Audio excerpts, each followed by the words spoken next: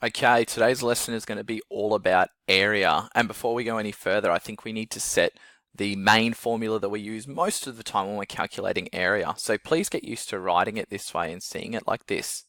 Area is equal to the length multiplied by the width. So as a very, very quick example, let's say we've got this rectangle and the width of it is 6 meters and the length is 2 meters. We just follow the formula and set our working out like that. So we do 6 multiplied by 2, which will give me 12. And the unit of measurement for area is we put meters and then a little 2 to indicate meters squared. Because inside this shape, we could even draw it to say, well, you know what, there's 6 lots of 1 meter here. And it's only 2 deep, so my drawing's a little bit wonky.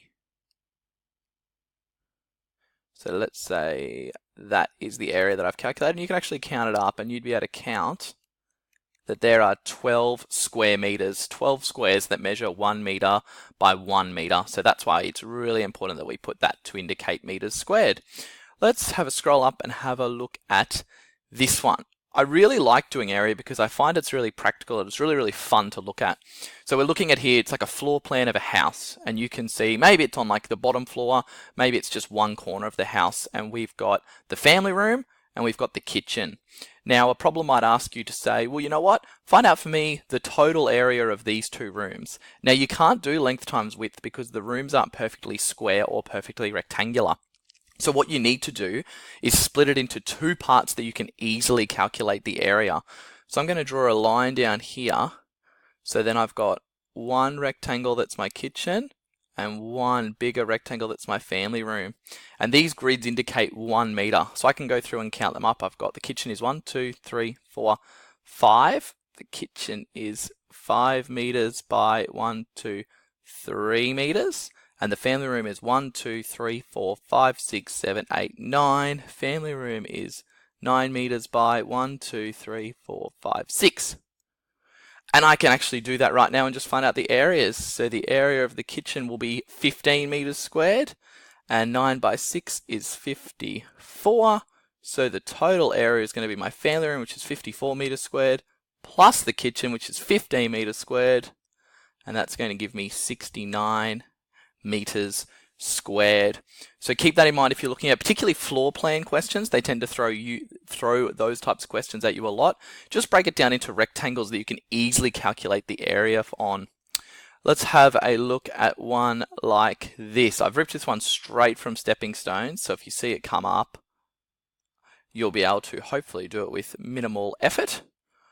This question says, apologies, taking a long time on the eraser there. This question says, this diagram shows the floor area of a room that will be covered with tiles and carpet. How can you work out the area of the floor that will be covered in carpet? So you can see here, we've got an area that's going to be covered by tiles, an area that's going to be covered by carpet. Now, you can do two steps to figure out the answer.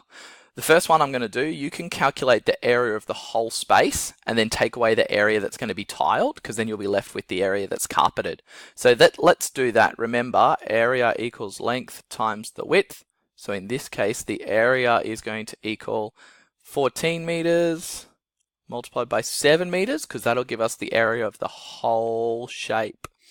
14 by 7, if you get stuck in number sentences and you go, whoa, that's a little bit tricky for me to do, throw it in an algorithm off to the side. That's perfectly fine working out.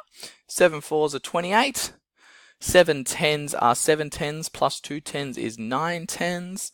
My answer is 98 meters squared. Now remember, that's the area of this whole shape.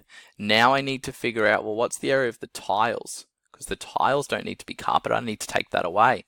And it would be the tiles area equals length times width. So in this instance, it's going to be area equals 5 meters times 6 meters, which is going to give me 30 meters squared. I've got 98 meters squared over here, and I can just take them away from each other. 98, take away 30, 8 take 0 is 8, 9 take 3 is 6, 68 meters squared is the area of floor that will be covered by carpet. There is another way that you can do it, so I just want to show you that very, very quickly.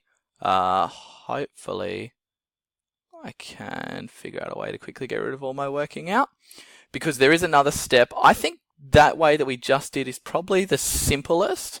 This way is more direct, but it requires you to do a few more steps before you can actually solve the problem. So the second way that we can do it, we can actually,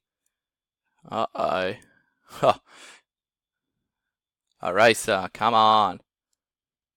Thank you for bearing with me here, gents. There it is.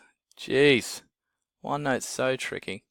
Okay, so the second thing that we can do is we can split the carpeted area into two smaller rectangles and then work out the length and the width. So for this one, it's going to be 7 meters, and then you need to work out, well, what's going to be the width of it up here. We know that the width of the whole room is 14 meters. The width of the tile area is 6 meters. So this space in here is going to be 14 take 6. I'm just going to throw that into an algorithm just so I can prove my working out. 4 take 6 you can't do. I'm going to borrow from my 10s. 14 take 6 is 8, because 8 plus 6 would be 14. So that's 8 meters up there, and I'm writing it in to show my proof. So this area A of the carpet, I'm going to call that area A, would be area equals length times width. So in this instance, area is going to equal 8 times 7. Oh boy, here's where I get stuck. 7 sevens are 49, add on one more is 56. So I know that 8 times 7 is 56 meters squared. And then I need to work out the area of section B that's going to be carpeted. I already know that the width is 6 meters, and the length is going to be, well, the whole room is 7, the tile section is 5, so 7 take 5, and I know how to do that. I'm just writing it down to show my proof. It's going to be 2 meters. So for area number 2, area B, it's length times width. Area equals 6 meters times 2 meters, which is equal to 12 meters squared. So the total area is going to be 62 plus 12, 68 meters squared. I hope that makes sense. The reason I write the rule out so often is just so I keep remembering it. That rule is important. Length times width. There's a few different ways you can go about it. If you come with your own way, let me know. People always have a couple of different tricks. I know people in the past have, and I know that you guys have got some different ways of working it out. So just make sure you're always showing proof. You can see there's a lot of steps here. None of it is overly complicated maths, but you've just got to show that proof of your working out, especially on something like area. I'm sure people are going to do really well at this, so rip in.